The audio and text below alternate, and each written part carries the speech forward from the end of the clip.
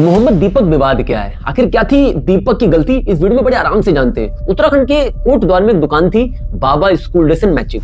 संगठन के कुछ लोग इस दुकान का नाम बदलवाने के लिए उस दुकान पर पहुंचते। बात छोटी है लेकिन इस पे मचा बवाल बहुत बड़ा था। पड़ोस में एक लड़का खड़ा होता है, दीपक उस दुकान में पहुंच जाता है और ना कोई हथियार ना कोई ताकत, केवल एक सवाल पूछता है कि आखिर आप ऐसा क्यों कर रहे हैं। लोग कहते हैं कि तू कौन है? वो कहता है मेरा नाम है मोहम्मद दीपक। और ये सेंटेंस बन जाता है आग का गोला जिसने पूरे इंडिया को सोचने पे मजबूर कर दिया है। आज वही दीपक सोशल मीडिया पे गुनाहगार बन गया है, लोग उसे गाली गलौज कर रहे हैं, मार पिटाई तक की नौबत आ गई थी। ये वाकया हुआ था दुकान के नाम बदलवाने का 26 जनवरी को, और 31 जनवरी को दीपक एक जिम में काम करता था। उस जिम में तोड़फोड़ करने यहाँ तक कि उसे मार पिटाई करने के लिए उसके यहाँ पर 40 से ज्यादा लोग पहुंच गए थे। पुलिस पहुंचती है, सिचुएशन को, परिस्थिति को कंट्रोल करती है, लेकिन एक सवाल छोड़ के जाती है।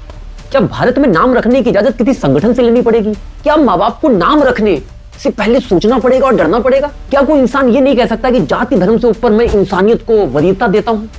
बहुत सारे सवाल आपके दिमाग में उठेंगे और इंडिया को फिर से सोचने पर मजबूर करें। दीपक ने कोई नारा नहीं लगाया, दीपक ने किसी धर्म को गाली नहीं दी, दीपक ने किसी का अपमान नहीं किया। उसने केवल और केवल धर्म और जाति के ऊपर इंसानियत को प्राथमिकता दी। तो उसने कोई गुनाह करा? और अगर गुनाह किया तो मैं भी दीपक के साथ हूं और मेरा भी नाम मोहम्मद दीपक है। आज जिस तरह से बजरंग दल की एक भीड़ किसी दुकान पर इकट्ठा हो गई, वो लड़ाई किसी व्यक्ति या किसी धर्म को लेकर नहीं थी, वो लेकर थी एक सोच। और सोच क्या कहती है कि आप हर एक चीज डिसाइड करेंगे धर्म को देखकर, जाति को देखकर। आप क्या बिस्कुट लेने जाते हैं, आप नमकीन लेने जाते हैं, आप दुकानदार से उसका नाम पूछते हैं?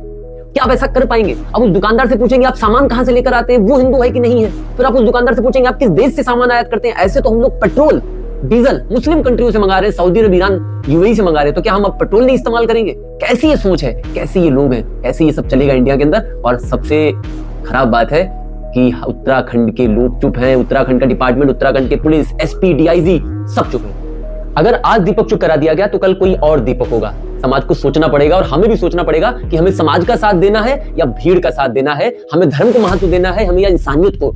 हमें किसी नाम को लेकर लड़ाई करनी चाहिए कि शिक्षा, स्वास्थ्य, भ्रष्टाचार, हिंसा, इन सभी चीजों को लेकर लड़ना चाहिए। दीपक की गलती कुछ भी नहीं है, गलती है उस नफरत की, उस सोच की जिसमें पूरा भारत जलाया जा रहा है। कल को जब दीपक के साथ कुछ हो जाएगा, जब दीपक को जिंदा सड़कों पर जला दिया जाएगा, जिंदा मार दिया जाएगा, जब भीड़ उसे मारने को उतारू हो जाएगी, तो इतिहास पूछेगा कि समाज में क्या ऐसे लोग नहीं थे? जब एक व्यक्ति इंसानियत से लड़ रहा था, एक धर्म के लिए लड़ रहा था, तो क्या उस समय का समाज चुप बैठा हुआ था? आज आप सोचने पे मजबूर होने चाहिए, आपके दिमाग में ये बात आनी चाहिए कि आप किसके साथ खड़े हैं, उस समाज के साथ, उस भीड़ के साथ, या एक व्यक्ति के साथ जो इंसानियत के लड़ रहा है। मैं मोहम्मद दीपक के साथ हूं, मैं किसी भी धर्म का नहीं हूं, मैं इंसानियत में भरोसा करता हूं। ना मैं हिंदू हूं, ना मैं मुसलमान हूं, ना मैं सिख हूं, ना मैं ईसाई हूं, मैं हूं एक भारत का इंसान।